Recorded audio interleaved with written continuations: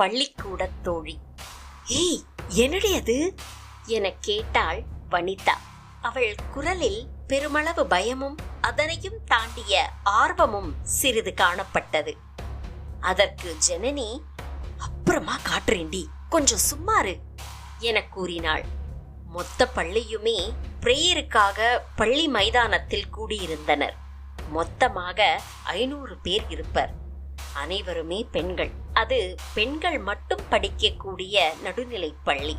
அந்த சமயத்தில்தான் ஜனனி மற்றும் வனிதா ஆகிய இருவரும் ரகசியமாக பேசிக்கொண்டார்கள்.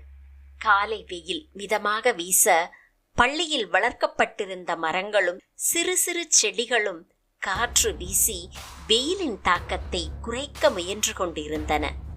அழகாக ரோஸ் நிறமும் சிமெண்ட் கலரும் கலந்த நிறத்தில் யூனிஃபார்ம் அணிந்து கொண்டு அனைத்து மாணவியரும் வரிசையாக நின்றனர்.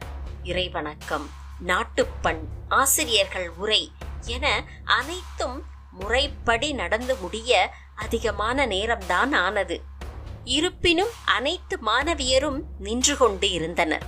அவர்களுக்கு அதனை தவிர வேறு வழியில்லை.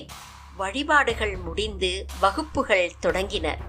வனிதாவும் ஜனனியும் 8ஆம் வகுப்பு படிக்கும் மாணவியர், நெருங்கிய தோழிகள். இன்று காலையில் இறைவணக்கம் தொடங்குவதற்கு சிறிது நேரத்திற்கு முன்புதான் ஜனனி தன் பையிலிருந்த ஏதோ ஒரு பொருளை அரைகுறையாக காட்டியிருந்தாள்.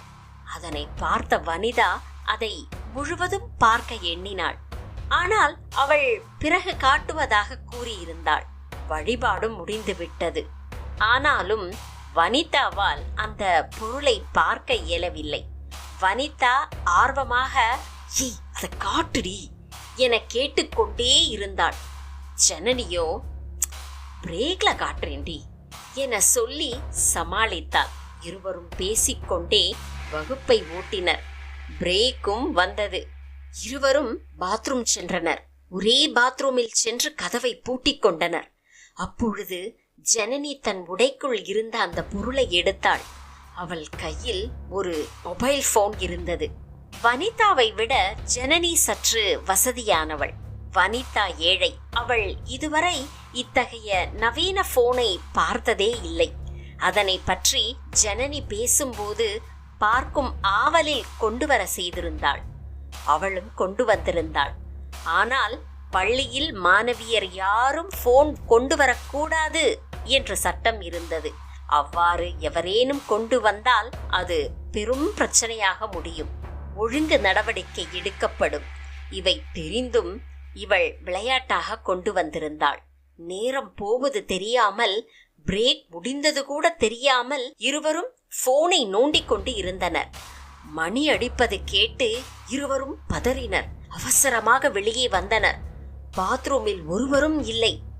இன்னைக்கு நல்லா மாட்டிக்கிட்டோம், சீக்கிரமா வாடி என அழைத்தாள் ஜனனி. வனிதாவோ, ஹே சமாளிக்கலாண்டி என கூறினாள். இறுதியாக யாரும் இல்லாத நேரத்தில் பாத்ரூமில் இருவரும் சேர்ந்து நிற்பது போல் ஒரு செல்ஃபி எடுத்தனர். அந்த போட்டோவை பார்த்த ஜனனி ஐயோ என கதறிக்கொண்டே மயங்கி விழுந்தாள். பயத்தில் வனிதாவோ திரும்பி திரும்பி பார்த்தபடி அலறி ஓடினாள்.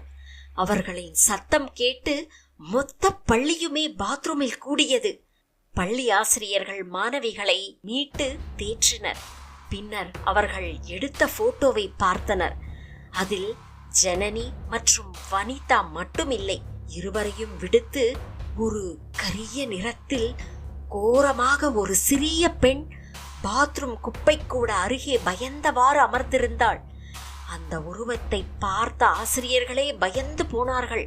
அவர்களின் கை கால்கள் நடுங்கியது. இந்த விபரீதத்திற்கான காரணம் தெரியாமல் அனைவரும் விழித்தார்கள். அப்பொழுது பள்ளியின் தலைமை ஆசிரியர் மட்டும் ஒரு அனுமானம் தெரிவித்தார்.